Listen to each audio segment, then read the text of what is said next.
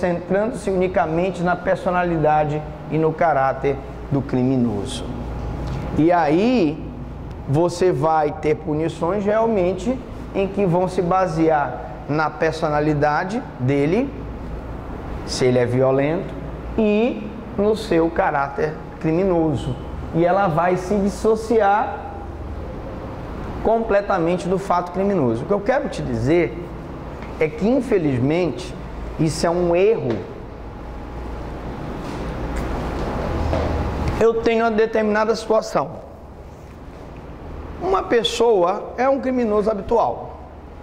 Ele pratica o primeiro furto, pratica o segundo furto. Ele é preso no terceiro furto, tá? E aí ele é agredido lá, ele é torturado pela polícia. Ele sai daquele terceiro furto verdadeiramente interessado em não mais praticar nenhuma conduta delituosa. Contudo, ele já ficou estigmatizado pela polícia, a polícia já o conhece. E um belo dia, ele está no supermercado fazendo a compra normal e eis que desaparece lá um produto. O que a polícia faz? O prende. E o que o juiz faz? Mantém a prisão.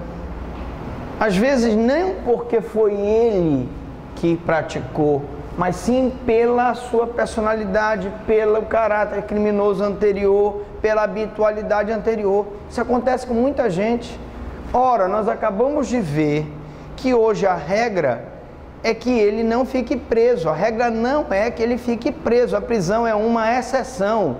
Eu tenho que buscar medidas cautelares substitutivas da prisão e não mantê-lo preso. Mas algumas pessoas ficam presas porque elas estão estigmatizadas. Doutrina da seletividade. A doutrina atual costuma passar por cima do dado da seletividade, o que é muito significativo, pois se trata da característica estrutural mais vulnerável à crítica política e social do poder punitivo. É como se a polícia selecionasse aquelas pessoas que vai prender. E também como se a justiça só selecionasse aquelas pessoas que vai punir. É isso mesmo que vocês estão vendo. É uma seleção, tanto policial quanto judicial. A doutrina pré-moderna não só admitiu a seletividade do poder punitivo, como tratou de legitimá-la. Hoje está legitimada essa questão de você punir os 3 P's da sociedade, aceitando implicitamente que para os amigos rege a impunidade, para os inimigos o castigo. E isso é uma grande verdade, gente. Nós falamos sobre a questão dos cargos públicos dentro de uma esfera administrativa. E eu dizia que, infelizmente, a maioria dos cargos são preenchidos por questões não de mérito, e sim por questões políticas. E também, quando se trata de uma apuração em um processo administrativo, aquelas pessoas que são amigas do rei, para os amigos, os benefícios da lei, e para os inimigos, os rigores da lei. Quem é que dizia isso? Dizem que era o Magalhães Barata que falava isso, né? E isso é uma verdade. Quando se trata de punir um inimigo, se o chefe tiver condições de puni-lo, ou pelo menos destruí-lo moralmente perante os seus pares, ele o vai fazer. Mas se é um amigo, uma pessoa do grupo, mesmo que ele tenha errado, ele vai ser absolvido. Nós vemos muito isso no Congresso Nacional, meus amigos. Veja a nossa comissão de ética, vejam as inúmeras situações em que o parlamentar está atolado de denúncia até o pescoço e que milagrosamente na hora da votação ele é absolvido. Isso não acontece? Quem acha que não acontece isso? Isso acontece, evidentemente. É só para dar um exemplo de como é que funciona o nosso sistema. Isso está errado? O abolicionismo está errado em em criticar isso? Não, não está. O encarceramento oneroso. O cárcere, por sua vez, é dispendioso para o Estado. Sim, é verdade. Cada preso custa em torno de 3.600 hoje, R$3.600, né? Não reintegra, é verdade, ele não se reintegra à sociedade na maioria das vezes, não se ressocializa, funcionando ainda como uma escola do crime. É verdade, o criminoso sai, ele entra na cadeia apenas um mero criminoso habitual de furto e sai de lá um especialista em estelionato, extorsão e associação para o tráfico, etc. As penas não conseguem dissuadir a criminalidade. Então, as penas não possuem efeito dissuasório comprovado. Não é por causa da pena que ninguém deixa de praticar o crime, gente. Não é isso. Não é por conta disso. Eu já disse que você estimula a pessoa a não praticar crimes, provendo ele das suas necessidades básicas, dos seus direitos fundamentais. A ameaça da pena não evita que os conflitos sociais eclodam e faz com que a criminalidade se torne mais sofisticada e complexa. É verdade. Uma das áreas em que a criminalidade ela se desenvolve mais rápida do que os instrumentos do Estado é a que nós chamamos de corrupção transnacional ou globalização da corrupção. São as grandes empresas que pagam propinas para o governo para fazerem obras que vão obras de infraestrutura, são plataformas de petróleo, são grandes pontes, são hidrelétricas, enrola muita propina nisso aí. É o tráfico internacional de armas, é o tráfico internacional de drogas, a biopirataria, é também a lavagem de dinheiro, são exemplos de sofisticação complexa dessas entidades transnacionais. A ameaça não abstém a prática de crimes. Não é a ameaça da pena que conduz à abstenção, né? Nós já vimos. O indivíduo como bode expiatório. E aqui, mais uma vez, a gente fala de novo que o indivíduo é concebido como bode expiatório. Quem é o bode expiatório do momento, professor Franklin, no ordenamento jurídico brasileiro? O menor de 18 anos. É ele é o culpado de tudo. Ele é o bode expiatório hoje, a serviço dos valores do Estado, né? Quando o governador do Rio de Janeiro justificou o assassinato num determinado local lá do Rio de Janeiro, o que ele disse? A culpa é do Poder Judiciário, porque a polícia prende, o Judiciário solta. Mas ele não quer dizer para a população que ele não tem condições de dar emprego para todo mundo, de dar habitação para todo mundo, educação para todo mundo, saúde para todo mundo. Ele joga, então, acha um bode expiatório. Né? Ou, se preferirmos, a serviço dos valores de determinada classe que detém o poder, dita as regras do jogo.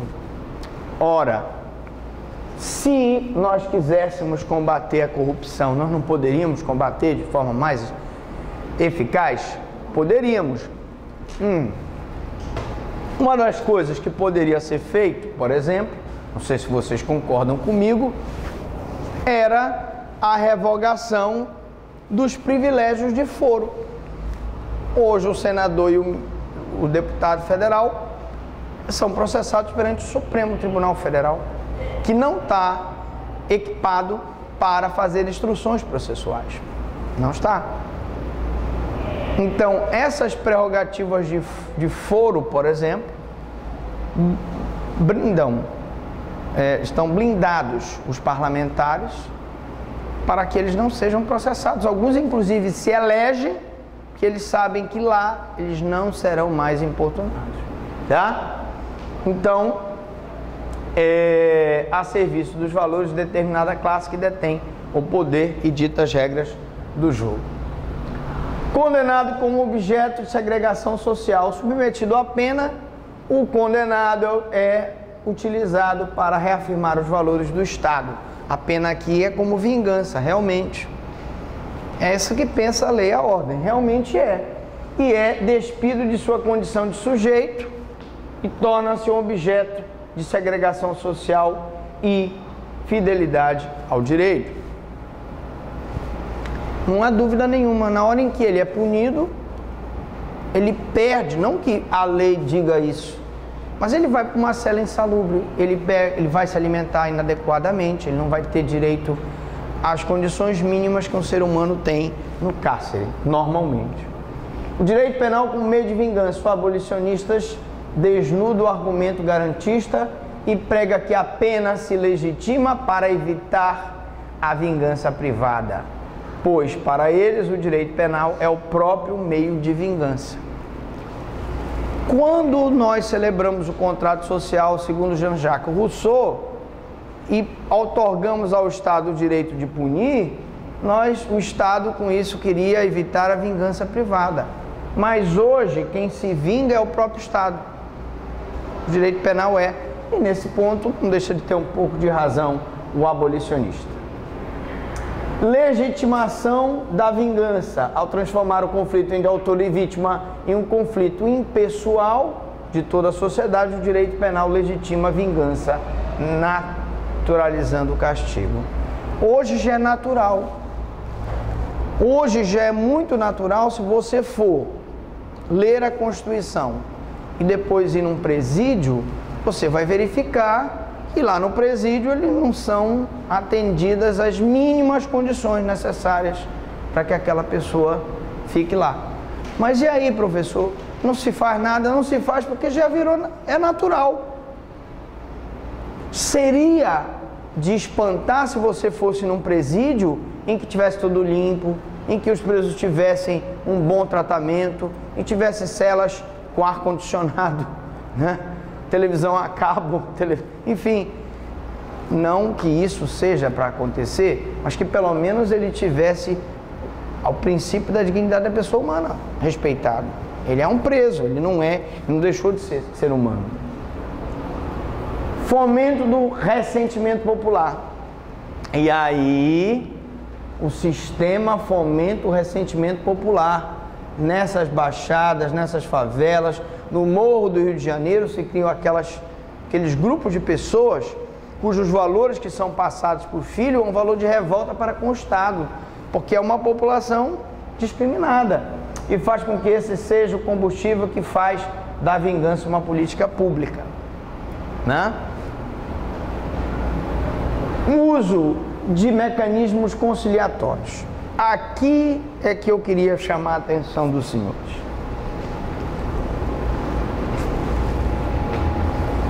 Ainda que eu diga que o abolicionismo é uma doutrina utópica, nesse ponto aqui, eles têm um pouco de razão.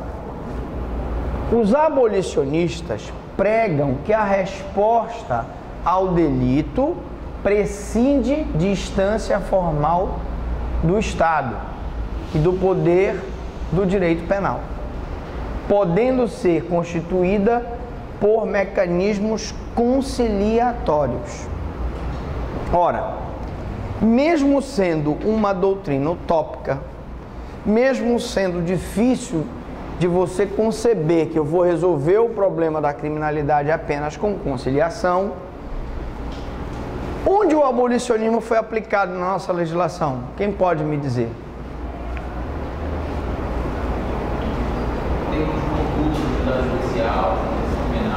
Exatamente. A composição civil no juizado especial é um exemplo de uma doutrina abolicionista, em que você dá a oportunidade da vítima conciliar com o autor do fato. A transação penal e a suspensão do processo, também do juizado especial, são outros exemplos de abolicionismo. O abolicionismo, ele vai mais além nos Estados Unidos.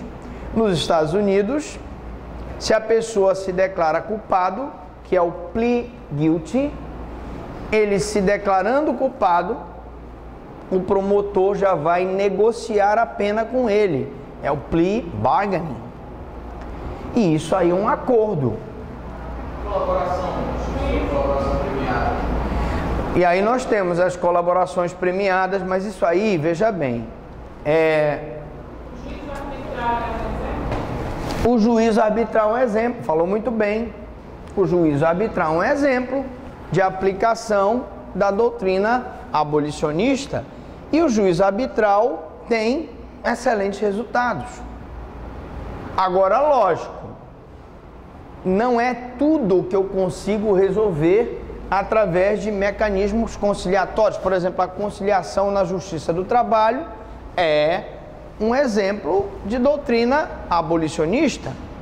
Mas o que eu quero dizer é que não é tudo que eu consigo conciliar. Eu consigo conciliar tudo? Não consigo. Tem coisas que são inconciliáveis. E aí, a proposta de penas alternativas para os abolicionistas de nenhuma forma atende os anseios por tratar-se ainda de uma resposta de instâncias formais instituídos pelo Estado. Mas se eu não usar a pena alternativa, se eu não usar a pena privativa de liberdade para aqueles crimes graves, eu não vou ter como resolver o problema penal. Vai ter um momento que até eu vou ser obrigado a usar a doutrina da lei e da ordem. Vou ter que ser firme no momento em que haja necessidade de firmeza do Estado. Então eu não posso dizer, colocar como absoluto o que está aqui, porque não é. Nenhum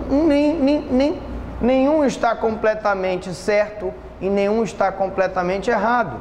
Aqui nós estamos vendo que realmente o abolicionismo fica difícil conciliar tudo para resolver o problema do direito penal. Então, a conciliação na solução de conflitos. Os abolicionistas, via de regra, propõem a conciliação na solução de conflitos. Então, aí eu tenho a composição civil no juizado, eu tenho o juiz arbitral, eu tenho a conciliação na Justiça do Trabalho, de maneira a eliminar instâncias de autoridade de imposição e, assim, horizontalizar o diálogo entre as partes. Seria muito bom, seria uma coisa ideal que eu apenas com esse contato horizontal entre as partes eu solucionasse o problema, mas não é assim. O Estado como indenizador das partes, o Estado permanece como indenizador das partes, não lhe cabendo o papel de administrar as respostas, ser guardião dos bens ou pessoas, ditar as regras de prevenção geral. Para os abolicionistas, o Estado não deveria ser guardião, não deveria ter a prevenção, tá? Abolicionismo como utopia. Então, o abolicionismo penal não é só uma utopia que constata exclusões e discriminações, é uma prática de liberdade que desconhece o poder dos juízes, promotores, advogados, técnicos, pais, educadores, administradores e carcereiros. Está jogando todo o sistema fora, está jogando a importância que é o trabalho desses profissionais no combate à criminalidade, diante do drama gerado por furtos, roubos, sequestros, homicídios, violações e acidentes jamais apaziguados, né? Pelo direito penal, remete aos riscos da tragédia ao propor a conciliação para práticas punitivas. Não tem jeito, gente. Uma hora eu tenho que esquecer a conciliação e agir com punição. O abolicionismo, pois, peca por seu alto grau de utopia e regressão. É uma regressão, é uma utopia porque a gente não consegue conciliar tudo, e é uma regressão porque você vai extirpar tudo que o Estado tem e tentar jogar para as partes, através da conciliação, a solução do conflito penal. Isso não vai acontecer, infelizmente. Bom, é isso. Terminamos abolicionismo penal. Pergunta, alguma dúvida, alguma pergunta?